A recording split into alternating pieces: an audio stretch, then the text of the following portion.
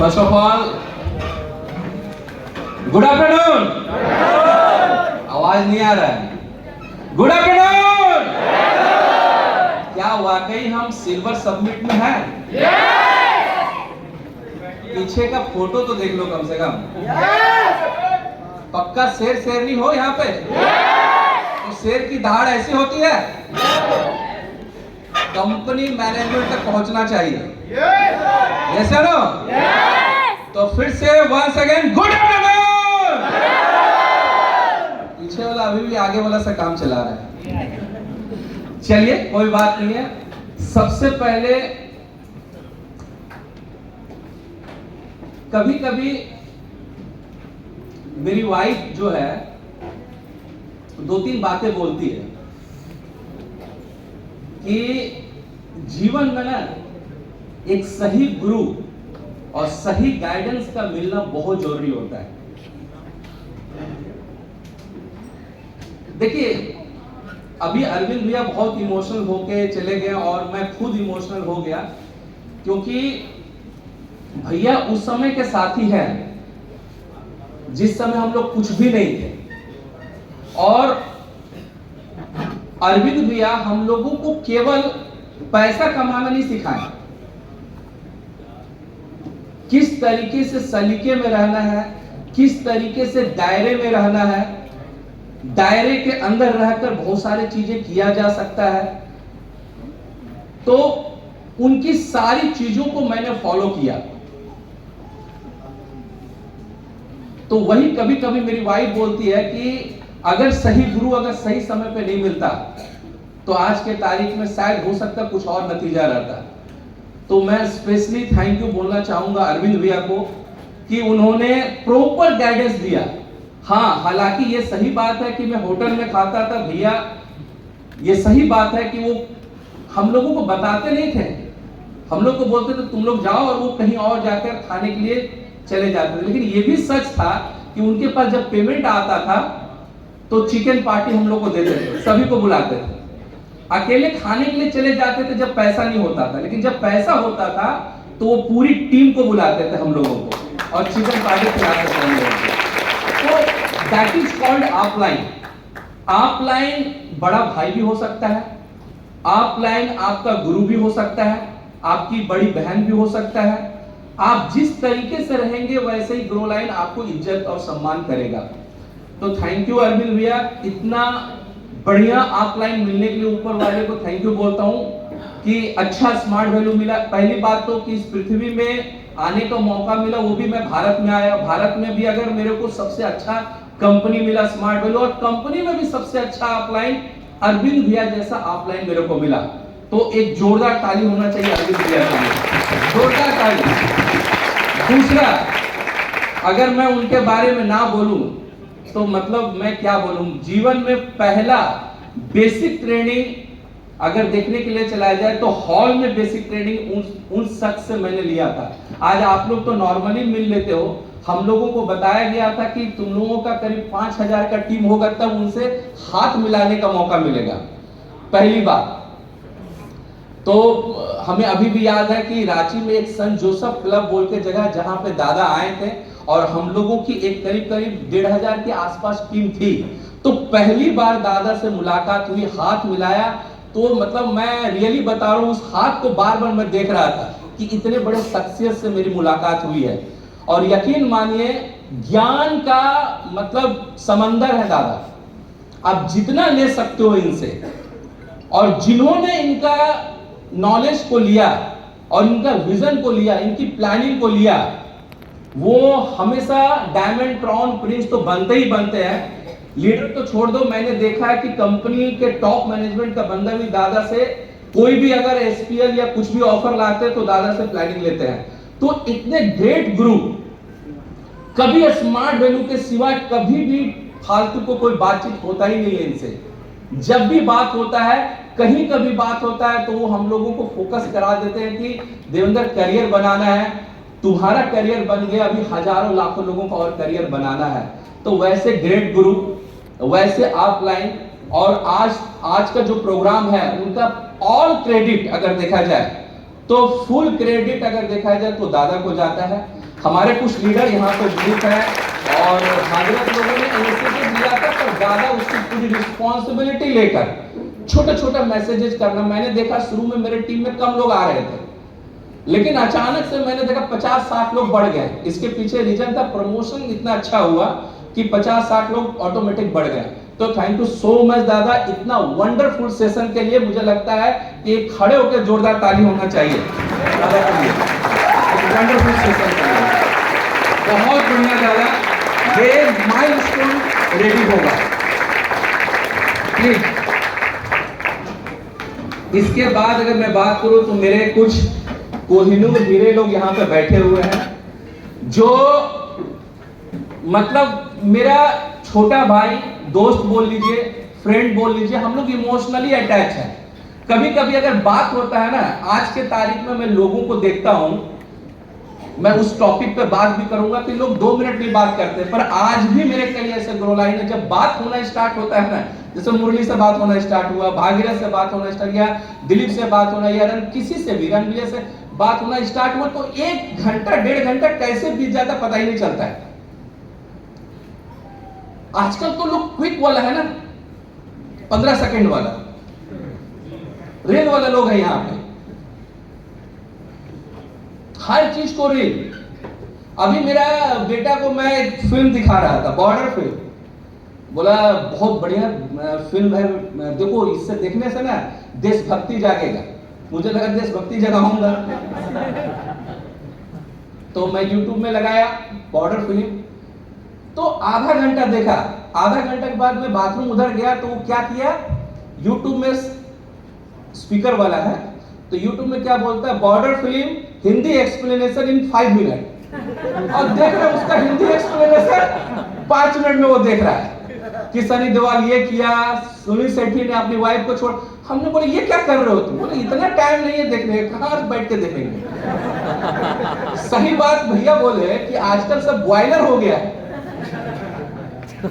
तो कहां से पैसेंस है ही नहीं।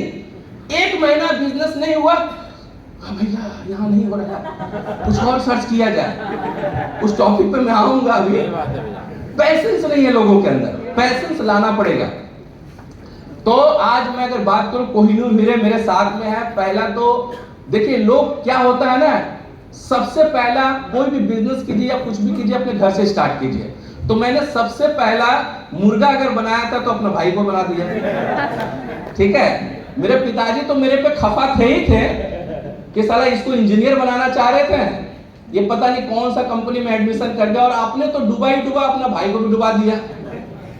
तो सबसे पहला घर से स्टार्टअप किया। लोग अपने भाई को एडमिशन कराने से, अपनी बहन को एडमिशन कराने से डरते हैं, लेकिन मैंने वो काम नहीं किया। मैंने सोचा सबसे पहले अगर इसी को एडमिशन करा दूंगा तो कोई निगेटिव नहीं बोलेगा, समझ में आ रहा है। तो पहले विपिन को मैंने एडमिशन कराया। विपिन के लिए एक जोरदार ताली होना चाहिए, डायनेमिक लीडर, सुपर लीडर। मैं अगर बात करूं, जितना वो बड़ा भाई होने पे गर्व करता है ना, उससे 10 गुना ज्यादा मैं अपना छोटा भाई होने पे उस पर गर्व करता हूं। मैं एक परफेक्ट लीडर है, और रियली में अगर देखा जाए तो प्रिंस अचीवर तो बनता है, और रियली हैंडसम भी बहुत है। बॉलीवुड के सुपरस्टार भी फेल हो जाए इनके सामने। अगर फिल्म बनाया जाए तो सुपर डुपर फिल्म हो जाएगा। तो विपिन के लिए एक जोरदार ताली होना चाहिए। इसके अलावा मिस्टर मुरलीधर, डायनेमिक लीडर, 5 साल। पैसेंस किसको बोलते हैं, उस बंदे से मैंने सीखा। 5 साल 6 साल तक उस बंदे ने कोई इनकम नहीं किया, कोई इनकम नहीं किया, लेकिन लगातार वो लगा रहा, जिसका नतीजा, इधर ध्यान दीजिए, इधर फोकस, बहुत सारी चीजें होते रहेगी आपके आसपास में। तो अगर मैं उनके बारे में बताऊं तो पैसेंस किसको बोला जाता है और रखने का रिजल्ट क्या होता है, पैसेंस रखने का परफेक्ट एग्जांपल है। मुरली जी के बारे में अगर मैं बात करूं तो 5 साल 6 साल इनकम नहीं किए, लेकिन पिछले लास्ट 3 साल से प्रिंस अचीवर बन रहे हैं, मोर देन 3 करोड़ इनकम भी कर लिए। तो पैसेंस रखना पड़ेगा, घबराना नहीं पड़ेगा। मैंने अभी एक परफेक्ट एग्जांपल देखा, मिस्टर रिंकू का नाम आपने सुना होगा, आईपीएल खेलता है, जानते हो रिंकू। मैंने भी थोड़ा बहुत सर्च किया तो पता चला कि वो 8-10 साल से नाइट राइडर, मतलब यहीं पे कोलकाता से ही खेलता था बंदा। शाहरुख खान हर साल उसको 55 लाख रुपए ही देता था। शुरुआत किया था 20 लाख से, फिर 35 लाख, फिर 55 लाख, और पिछले 3 साल से 55 लाख के आसपास मिल रहा था उसको। और उस बीच में उसको 1.5 करोड़ 2 करोड़ का भी ऑफर मिला। दूसरे जो आईपी टीम वाले, उन्होंने 1.5 करोड़ 2 करोड़ का भी ऑफर दिया। बोला नहीं, मैं सेटिस्फाइड हूं, मैं इसका नमक खाया हूं, तो मैं यहां पे नमक हरामी नहीं करूंगा, मैं साथ में रहूंगा।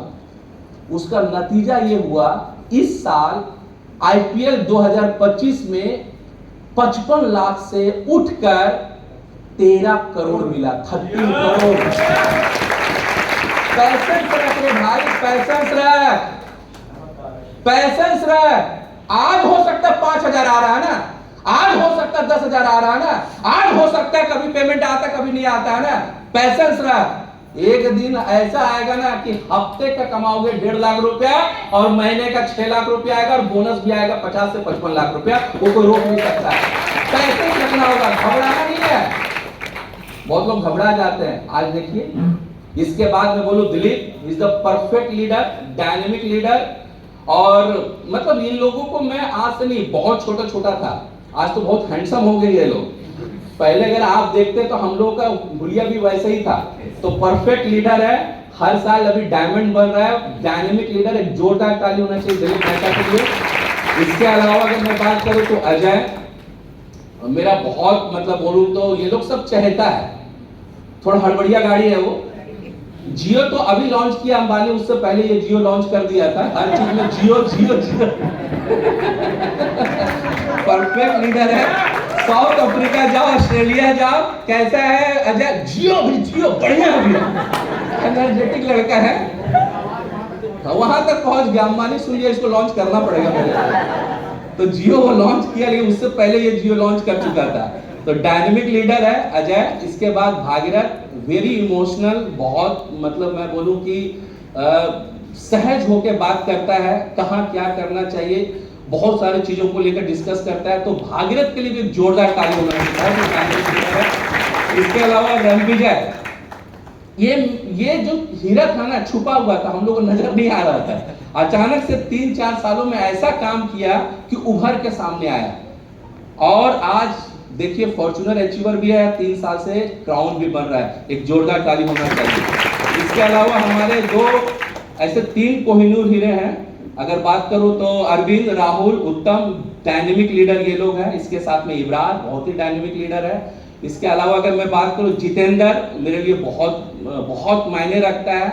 बहुत, एक चीज मैं बोलूंगा कि इधर के ग्रुप, सभी ग्रुप में, इधर पार्टिकुलर दादा के ग्रुप में डिसिप्लिन बहुत है, शिष्टाचार बहुत है।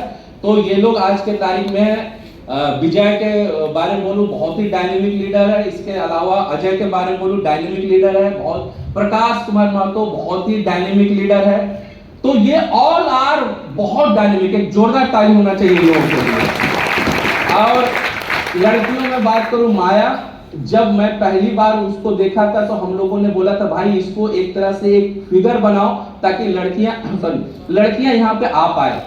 और वो लड़की रिस्पॉन्सिबिलिटी लेके पूरी बिजनेस को एक अलग, मतलब यूपी में मेजॉरिटी ऑफ पीपल, लड़कियों का आने के पीछे बहुत बड़ा हाथ उनका है। तो माया के लिए जोरदार ताली होना चाहिए। विशाखा बहुत अच्छी लड़की है। कल मैंने एक अरुणा मंडल, शायद आई थिंक यही नाम है, बहुत, अर्चना मंडल, मैंने उनका वीडियो देखकर तो मेरा रोंगटा खड़ा हो गया भाई। जबरदस्त लड़की है। और आप लोगों को मैं, हम लोगों का फ्यूचर हो, आप लोग स्मार्ट वैल्यू का फ्यूचर हो आप लोग। जितनी भी कल गर्ल्स चढ़ी थी, मैंने कल सभी का वीडियो बनाया है। और स्मार्ट वैल्यू में गर्ल्स का क्या पावर है, वो अगर इस तरह का प्रोग्राम में कोई आएगा तो उसी को देखने को मिलेगा। बाकी हमारे बहुत सारे यहाँ पे बोल सकता हूँ कि हमारे को एसोसिएट हैं।